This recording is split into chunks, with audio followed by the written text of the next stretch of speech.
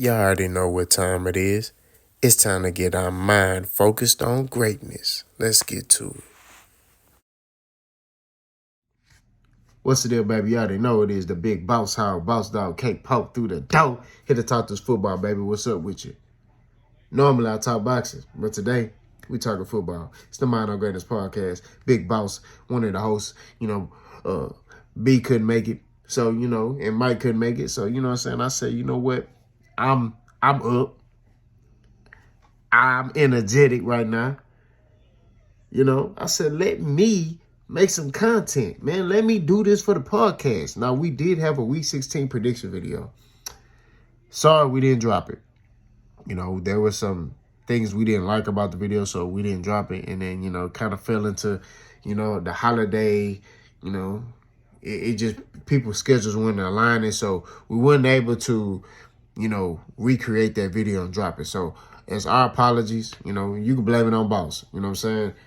I take the 100% blame for it. I ain't running from no smoke. You know what I mean? Y'all know me. I ain't running from nothing.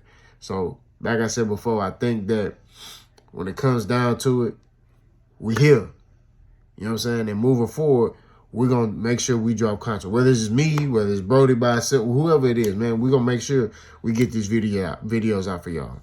So, like I said, this is a reaction, Week 16. Now, granted, I told y'all, we made a prediction video, but we didn't drop it. So a lot of stuff you're going to hear me say, hey, in my prediction video, and you're going to be like, man, what are you talking about? Because it's the video we didn't drop. All right. We're going to start with the Texans versus the Browns, right? Y'all notice a lot of these games, it's going to be AFC South centered because it's geared around the Texans, my hometown team, H-Town. You know what I'm saying? We coming down. Nah, just playing. But Texans take an L to the Browns. Now, in that Week 16 prediction video that we didn't release, I picked the Texans to beat the Browns. I thought it was going to be a defensive game. I thought originally that, the Texans were going to be able to run the football, control the clock, and, kick field goals and maybe get a touchdown in there and kick the game win and win 13-10 against the Browns. And boy, was I wrong. The Browns put 36 on the Texans, and the Texans only put up 22. The Texans in that game allowed a lot of big plays, which is something that the Browns do. The Browns have a lot of big chunk plays, and the Texans knew that going into this game, they need to take away that, and they didn't take away that. And DeMeco Ryans, I really respect him because he took ownership of that. He said, look, I got our coach. I didn't do my job. I didn't make sure these guys were ready.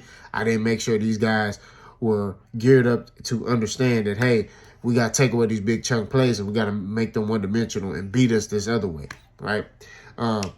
So, Joe Flacco had a big game, 27 for 42, 368, 3 touchdowns. He did throw 2 picks to Stingley. He got stung. And Houston Carson. But big game for him. Now, the Texans did a good job keeping the Browns' run game in check. As a team, they had 30 carries for 54 yards. You know what I mean? Now, they allowed 2 touchdowns, and their longest run was for 10 yards. But the number one guy that they had was Amari Cooper. Let me tell you about Amari Cooper. That boy was tearing them Texans up, let me tell you. The boy had 11 receptions, 265 yards, 2 touchdowns. 75 was his longest catch, and he was targeted 15 times. Let me say this again. 15 times. You feel me? The dude balled out, man. So, like I said, the Texans did not limit those big plays. Amari Cooper was able to capitalize and make plays. I mean, he was doing it. You know what I'm saying? That's what it is. But this was a lesson learned for the Texans, and this was a building block for the Browns. You know what I mean? The Browns came into this game understanding that, hey, we're a better team than this Texans team, and we're going to show them that we're better, and they did that, And that coach came out and, showed DeMeco Ryans, I'm a better coach than you today, and he out-game planned DeMeco Ryans. So it was a great win by the Cleveland Browns. I thought the game was going to be a little closer, but, the Browns, they did their thing. Davis Mills came in later in garbage time, 15 for 32. He threw 2 touchdowns. Case Keenum, he didn't know what was going on. He was seeing ghosts out there. That secondary was tearing him up. He threw 2 interceptions. He was sacked 3 times. It just overall wasn't a good game for Case, The run game, something that I felt like the Texans needed to be able to have success offensively. was pretty pedestrian. Devin Singletary had 9 carries, 44 yards. It was just a very mediocre game. Now, Dameon Pierce did give the Texans that spark with their kickoff return. I do like that. But at the end of the day, and I think that was in the second quarter, but at the end of the day, the Texans look very average for the rest of the game. You know what I'm saying? But this is a lesson learned for them. Where do they go from here? The Texans next week, I believe, have the Titans, right? They play the Titans again. The first game, they played Titans really 2 weeks ago, because now we're moving on to week 17. They played Titans 2 weeks ago, and they came back and won that game. So the Titans are coming back to Houston with revenge on their mind. So the Texans really need to come up into that game, focused and locked in to make sure they win that game. Now, is that the game that C.J. Stroud comes back? I don't know. But like I said before, the Texans got to capitalize, on this game next week and learn from this game and understand that, when you're better than a team, you crush them, and that's what the Browns did to the Texans last week. They crushed them. You know what I'm saying? Texans got the Titans and the Colts. You know what I mean? Those are not gimme games. You know what I'm saying? Those are games that, could go either way. Although the Titans are 5-10, they're still a good team. Their record doesn't indicate how good of a team that they are. You know what I'm saying? So I think the Texans got to really focus and really understand, that they got to come into these games locked in and take care of business. Now, when it comes down to the Cleveland Browns, they remain in schedule. They got the Jets, which is not an easy game. You know what I mean? That Jets defense is a mother. And I think Zach Wilson has got a sense of confidence for some reason. I don't know why he waited this long, but he got a sense of confidence. So the Browns got the Jets, and then they got the Bengals. So those are not gimme games either. But like I said, the Browns with that number one defense, I feel like they're gonna be able to take care of business and win out. You know what I mean? The Texans, they they trying to make the playoffs, and they're in this funky groove where they need the Bills to lose, and they need this team to lose, and they need this team to lose.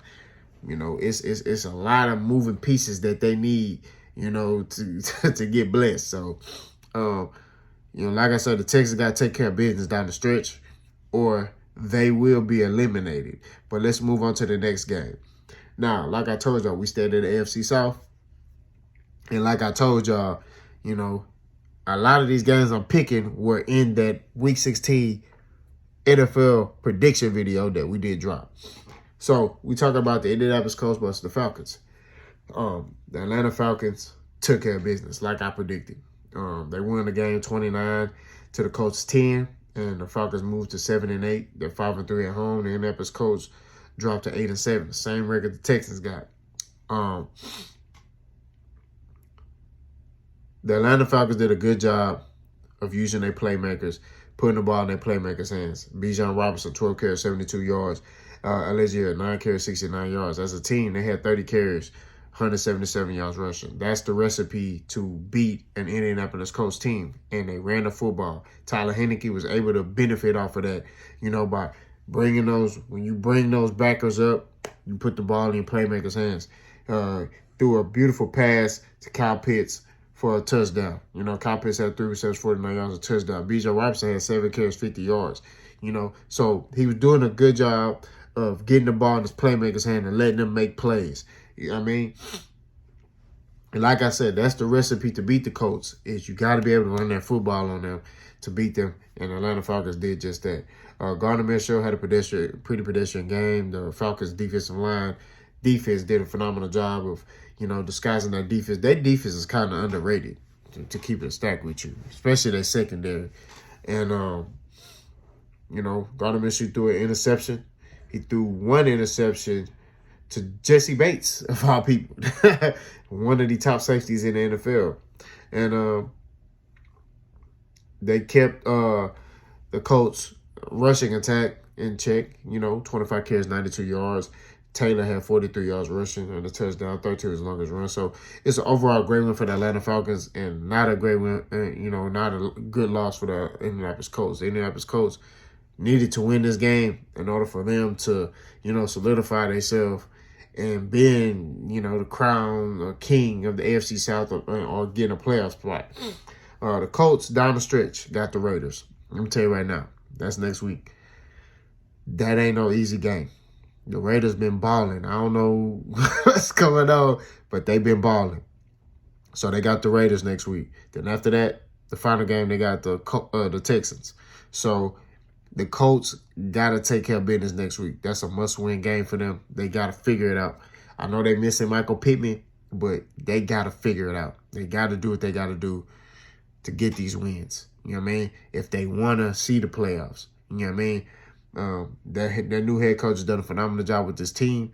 This team got a lot of talent on it, and he was able to plug and play. You know what I'm saying? So, I'm very interested to see what these Colts do down the stretch. Hopefully, I'm not going to lie to you. Me as a Texan fan, biasedly,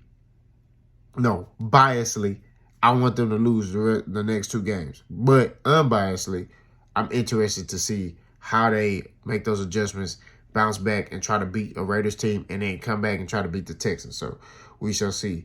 The Atlanta Falcons, we could talk about their schedule. They got the Bears. That's 50-50 game. You know what I mean? And then they got the Saints. That's 50-50 game. So, I'll be watching. I think with the Atlanta Falcons, the problem I have with them, they don't use Bijan Robinson enough. And I feel like they need to run the football with him a little more. But that's my take on that game. So the next one, we're going to talk about the Dolphins versus the Cowboys, right? By the way, very good game. And I want to say this here. Are you salty Cowboy fans?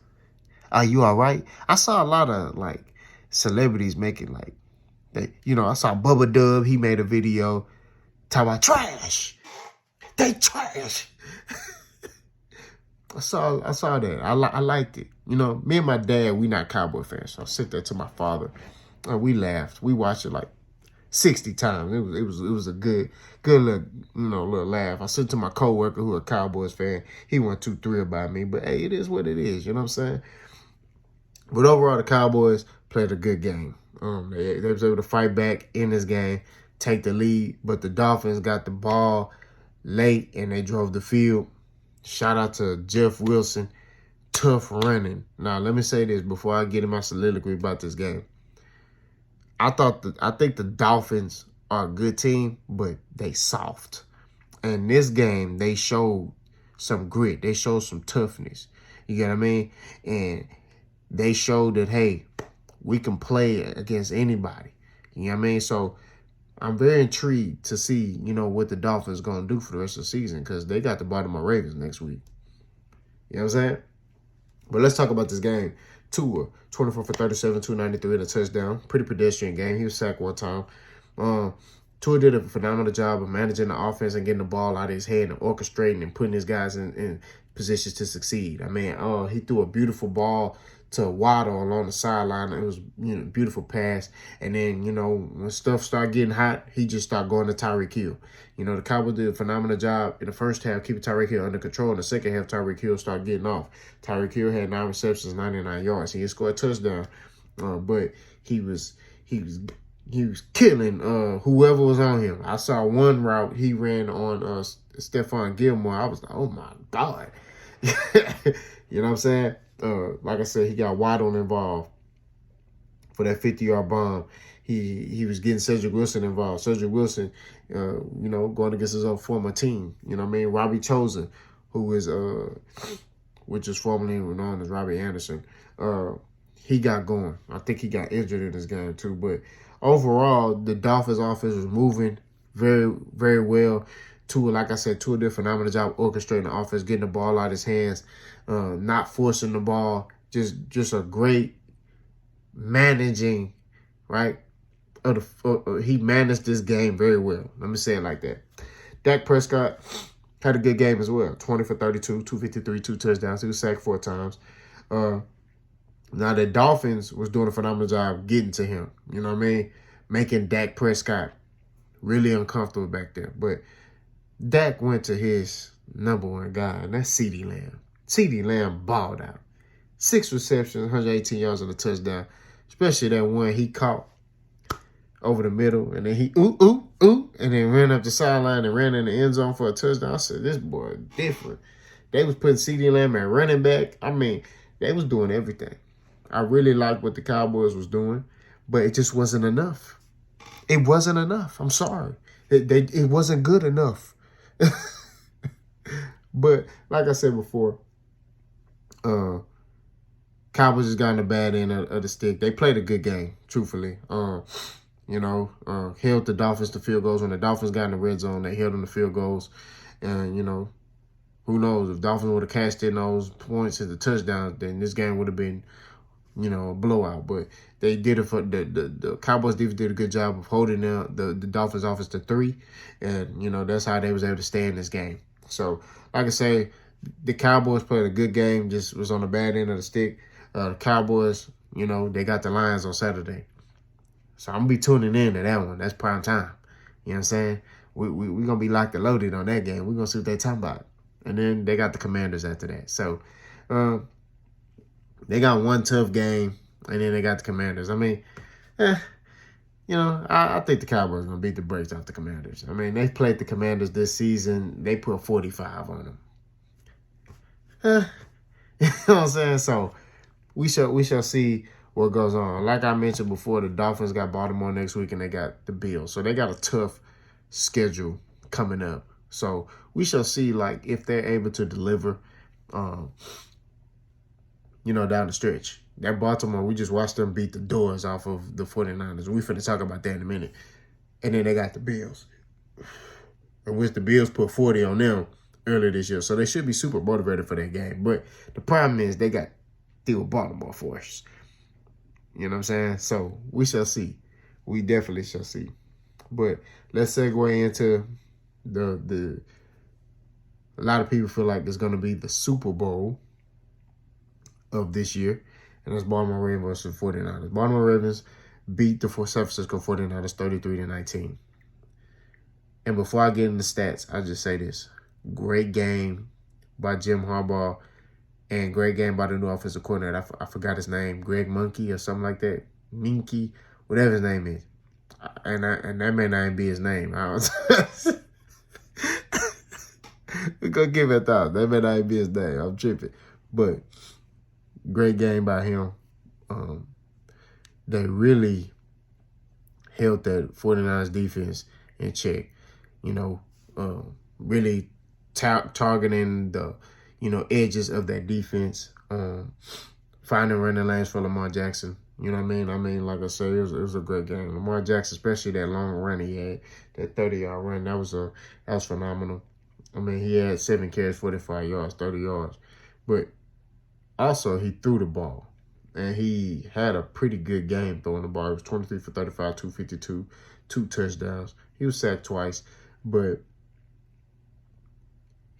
the way he was, I just say this, Lamar Jackson showed that he should be an MVP of this season based off this game. I mean, that offense, some of the throws, some of the things, I mean, the 49ers defense was getting there. It's just,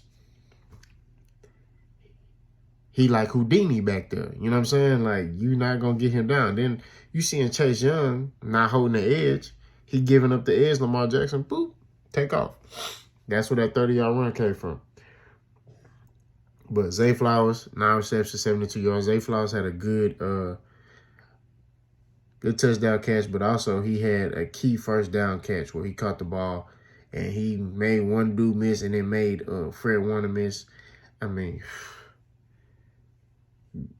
it was just, they did a great job putting the ball in their playmakers' hands, getting them on the edge of the, like I said, the 49ers defense, going across the middle.